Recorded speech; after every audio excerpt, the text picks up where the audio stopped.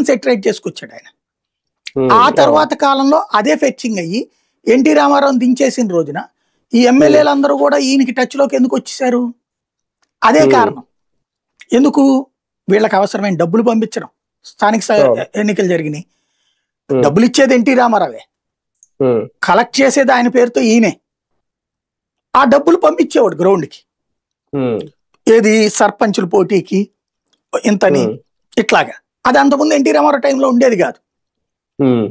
అలాంటి ఒక కొత్త సంప్రదాయం తెచ్చారు. అది ఎప్పుడైతే వచ్చిందో ఇక ఈయన లేకపోతే రేపొద్దున ఎన్టీ రామారావు నమ్ముకుంటే మనకి ఎక్కడ నడుస్తుంది అనుకున్నారు.